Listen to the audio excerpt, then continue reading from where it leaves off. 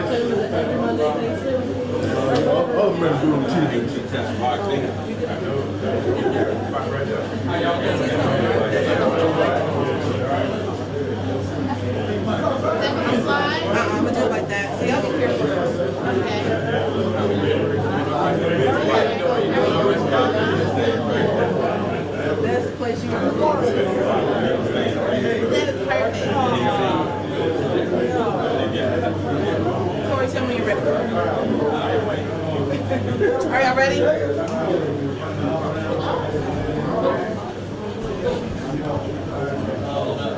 Everybody ready? Okay. Good afternoon, good afternoon. Welcome to JTRAN headquarters. Thank you all for being here today. Special news conference as usual. Some exciting announcements today from the mayor and also some very special acknowledgments. After the news conference and the major announcements, we'll take just a few questions. And with that, I will turn it over to the mayor. Good afternoon, and thank you, as always, for joining us for our Monday afternoon press briefings. Let me start, as Melissa said, on a very positive note. The last time I visited with you, I recognized some of our local heroes in our fire department. Well, ladies and gentlemen, they've done it again. The Jackson Fire Department, in a very heroic fashion. Recently, or earlier this month, the firefighters were called to a house on Teresa Drive.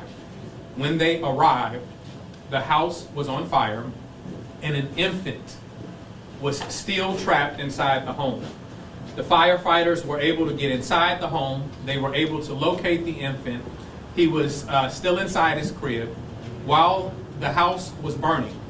The firemen carried the baby to safety and began emergency medical procedures until paramedics arrived. I am happy to report that this infant is at home, recovering, and doing well. And once again,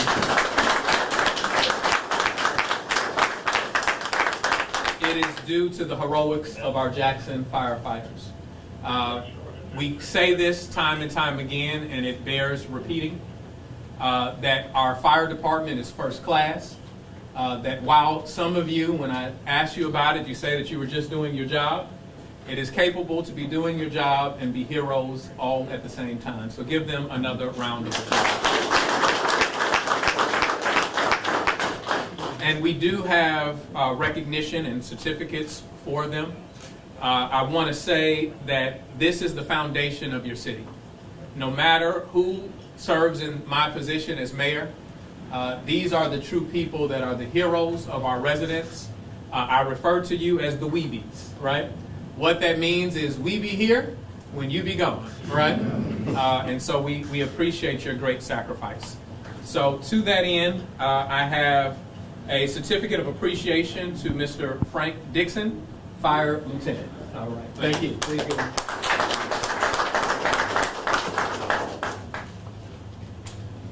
I have one for Mr. John Butch, Fire Captain. All right.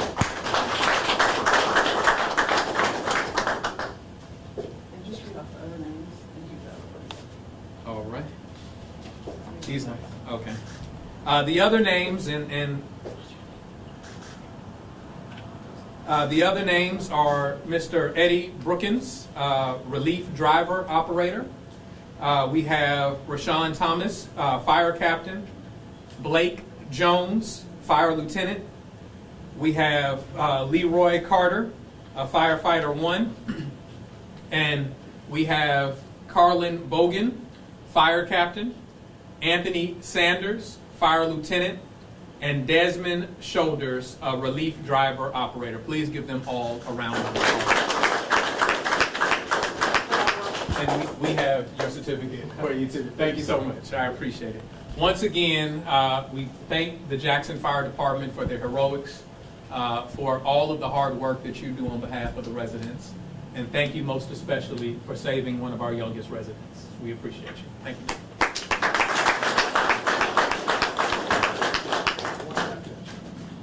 Switching the page, but on the same positive note, last week we announced that Colonial Circle Bridge had been prematurely opened. We're happy to announce that the bridge is in fact open now. The contractor who mistakenly opened it last week before our final inspection. We have been able to achieve our final inspection.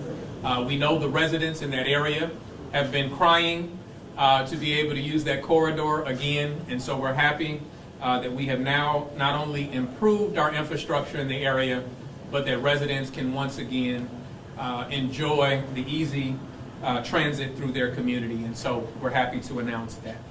I also want to remind everybody that today, Visit Jackson is having a very special news conference at 4 p.m. I would go into details about what that news conference is about, but you might not show up. So I'm just teasing it. Be there at 4 p.m. so that you can learn about the great news and our partnership with Visit Jackson and what they're doing on behalf of the city of Jackson. And now I turn the page to what brings us here at JTRAN's headquarters. We're excited to announce some advancements that we're making in our public transit department. Let me say this. It is important that as a city we continue to invest in our public transit. The greatest statistical connection between generational poverty, more so than education, more so than a number of other factors, is actually commute time.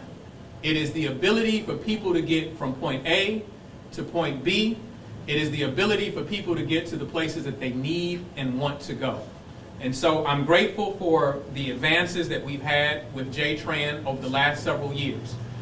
When we arrived in office, I remember a JTRAN that was using out-of-date buses that we have gotten from Sarasota, Florida? From Sarasota, Florida, that were on their last leg when we purchased them. I remember residents that use JTRAN frequently telling me, Mayor, we have very delayed arrival times. We can't get to and from the places we need to get to in an efficient manner. I remember people telling me, those from our disabled community, that often the buses are not able to pick us up. They're not able to use the lifts so that we can get on the buses. And so it's more than an inconvenience to our lives. It is a true threat to our livelihood.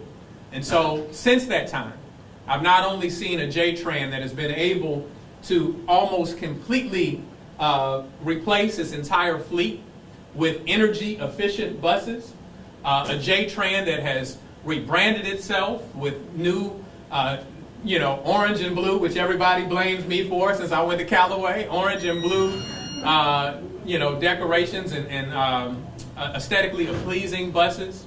I've seen the great strides of our leadership to make sure that we have on-time arrival and that we have a transit route which has the community's engagement and their understanding involved in the process. With that, there is more to come, and I will step aside for Ms. Chloe Dotson to share a few of the initiatives of JTRAN. Thank you. Good afternoon, everyone. This is an exciting day for the City of Jackson. The Department of Planning agrees completely with the mayor. Transit is one of the biggest factors when you talk about quality of life and building generational wealth. Within the planning department, we focus on housing, we focus on policy, we focus on workforce development. This has been many years of hard work focusing on our transit system, bringing that transit system into the 21st century. Ms. Christine Welch, who really deserves a round of applause for all the hard work that she has done, is going to explain to you a little bit more in detail the new features that you'll see. One of the features that I'm really excited about is, number one, Wi-Fi on our buses so that people have access to technology.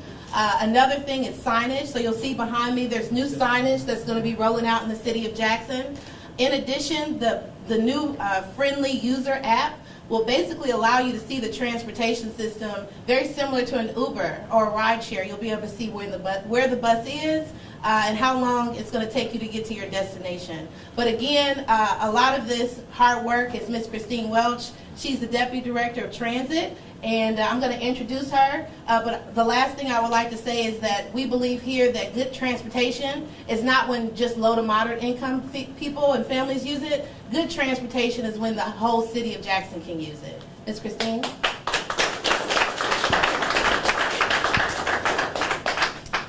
Hello, everyone. Today is probably one of the most exciting days that we've had in a very long time in the last few years. It's a promise we made to the citizens of Jackson back in 2020, and we're almost to that point of we're about to roll out our new system, first of 2024.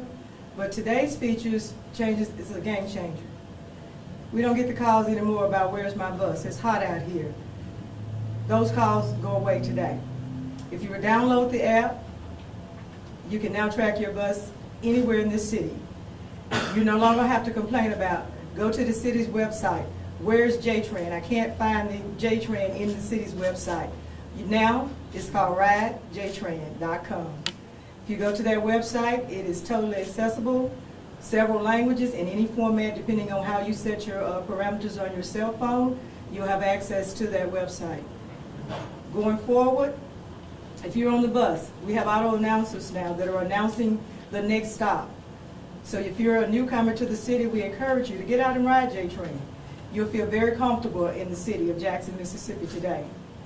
In addition to that, the Wi-Fi. I think most people have already discovered it's on the bus. In today's world, most of us can't function without Wi-Fi anymore.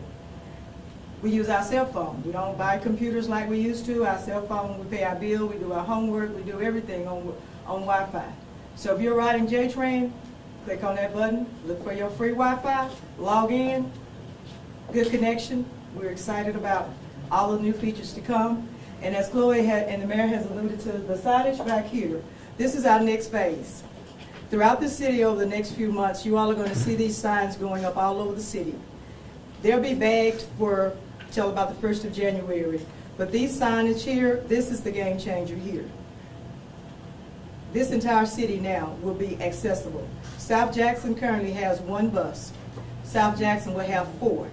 You never have to go to Union Station if you don't want to. You can function within your community to get to medical, groceries, visit your friend, get your hair done. All of those amenities are now going to be accessible within your community without having to make that hour's trip to Union Station and then wait, get on another bus to go out north or wherever you need to go.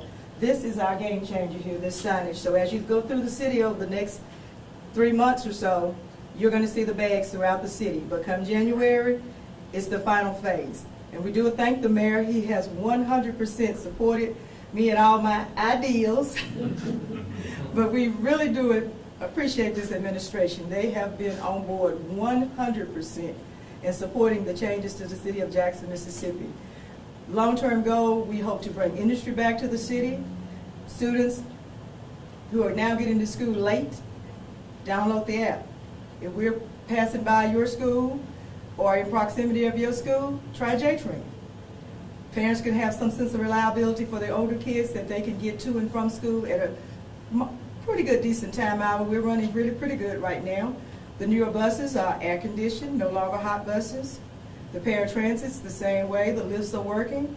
As the mayor said, when he came on board, we were at a very low point. We have now just about completed that process. We run in hybrid buses. We have money and funding to buy new buses throughout the next 4 to 5 years. So JTRAN is on the rise. All right.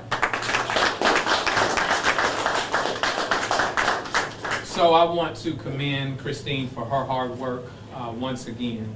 I appreciate your acknowledgement, but it's easy to support when you're bringing ideas and things that truly benefit our community. So I thank you for that. Let's give her another round. I also want to, and I have a few challenges that I'm about to say here publicly, but I also want to thank our riders. I want to thank those individuals who invited me, I think a little over 2 years ago, Dr. Omar, invited me to ride JTRAN. They invited me to experience what it was like for our residents who take advantage of our public transit.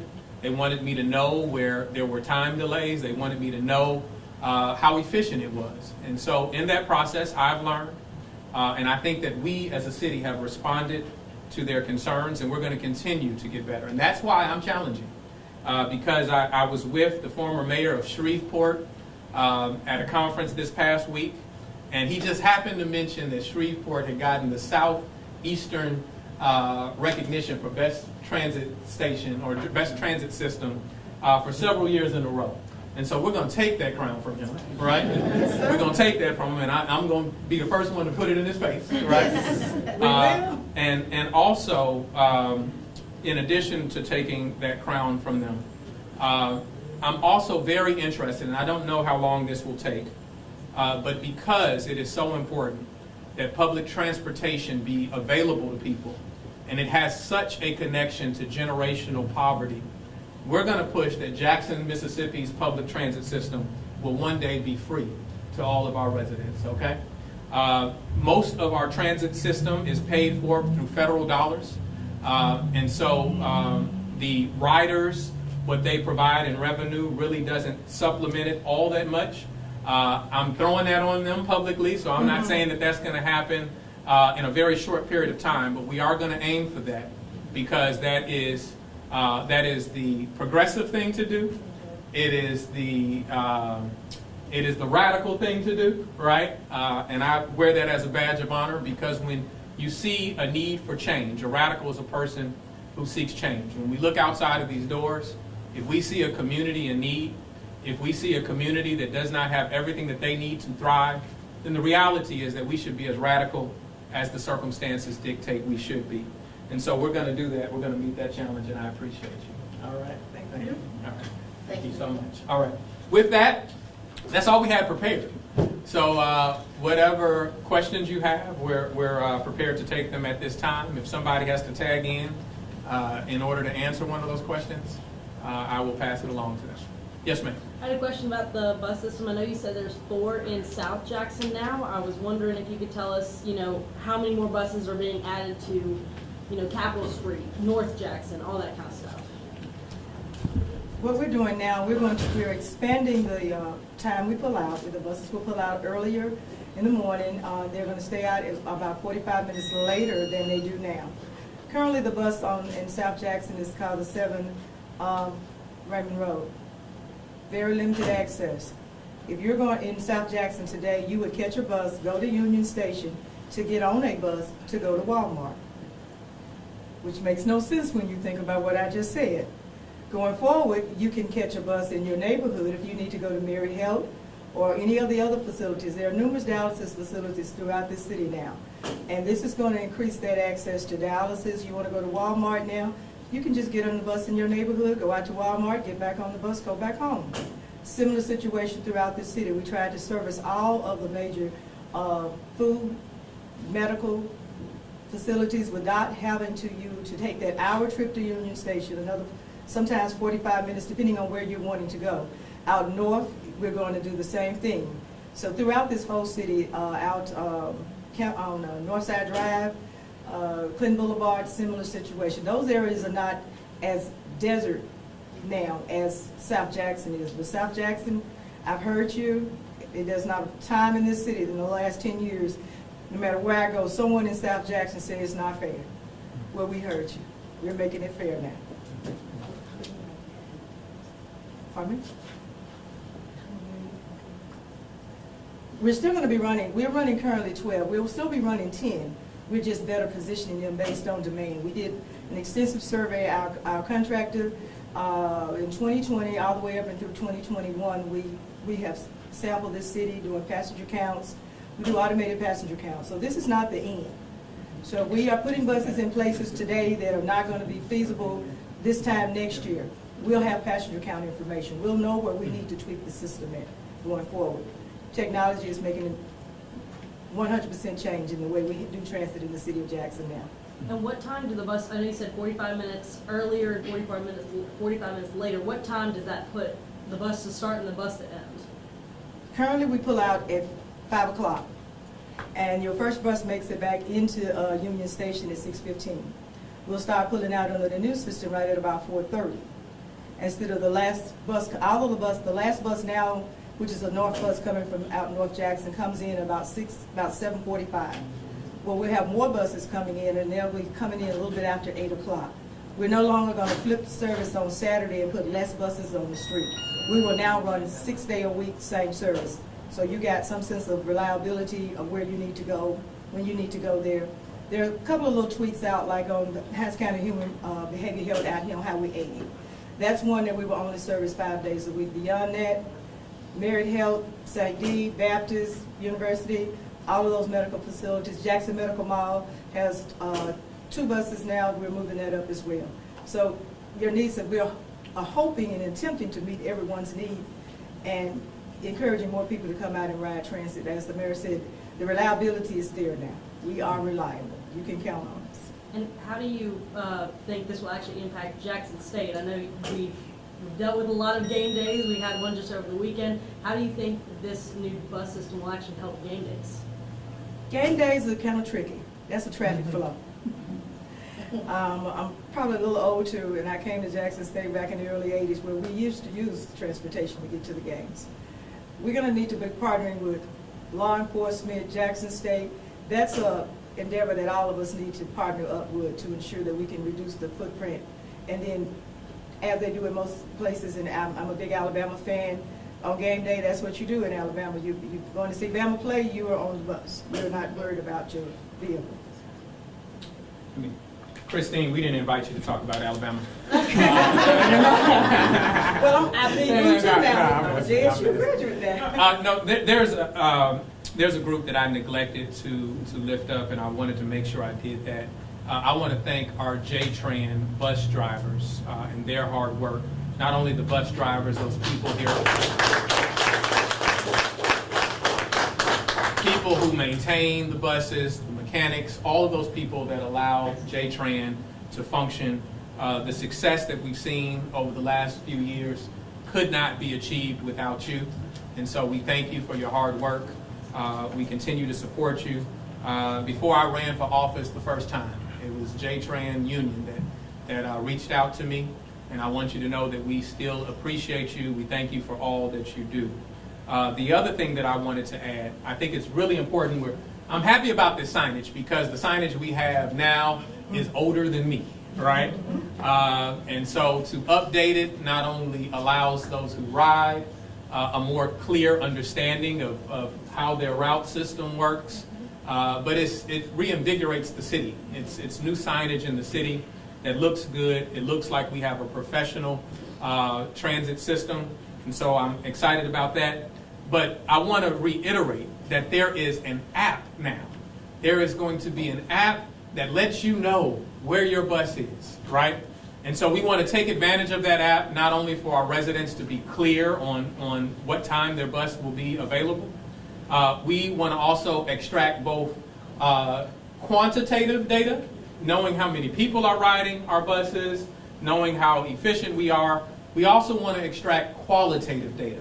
And so we're going to be looking for how we survey riders so that we understand their experience so that we continue to improve. Once again, we're coming for Shreveport, okay?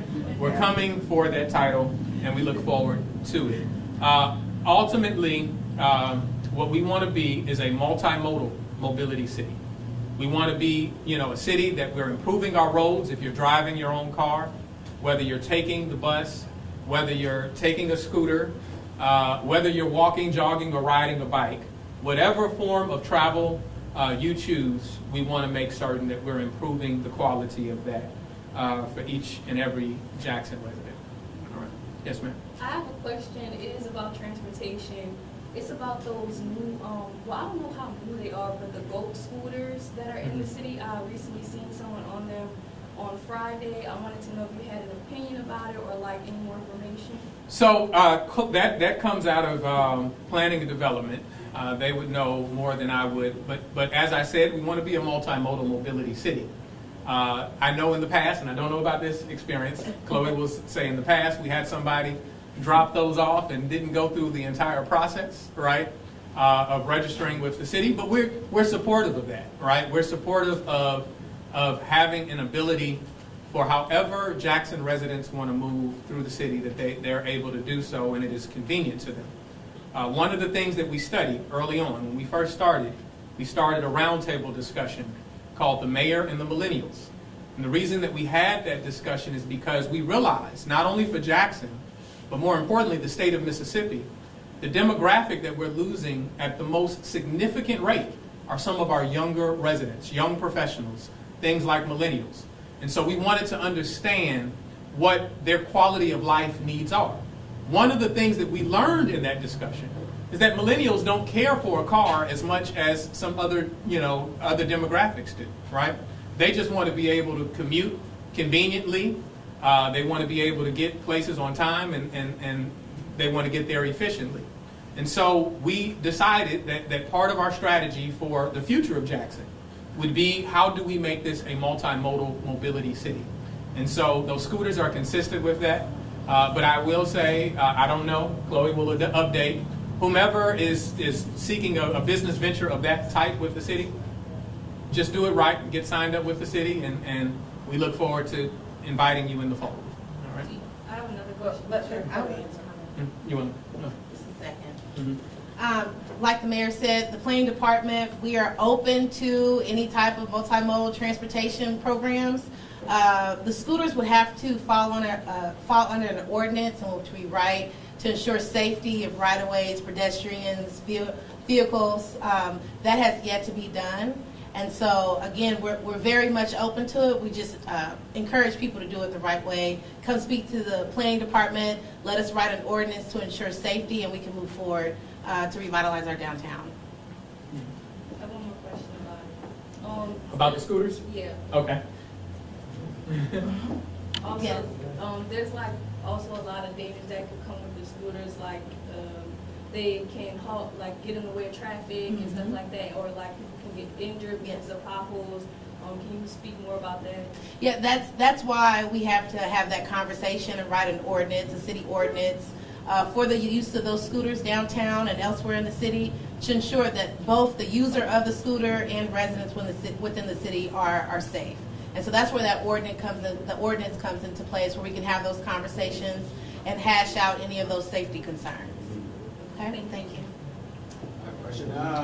Is there a more specific date on when the bus routes and the signage are going to be fully implemented? I see that it says 2024, but is there, like, we talking summer, fall? The signage is currently in fabrication. They will start the installation on those in probably the next 3 to 4 weeks. We're halfway through the fabrication on those signage. And we're talking right at about 900 plus signage up and down the old. So we're looking at, if weather permits, we're rolling out the 1st of January. Okay. What about the bus routes? When will they be fully redesigned? 1st of January. That's the last phase of this transition. The study was completed and adopted last year in January by City Council. Any more questions? Yeah. Cool, thank you. Thank you. All right. Yay, Appreciate y'all. thanks. We can clap one more time. Yeah. We'll do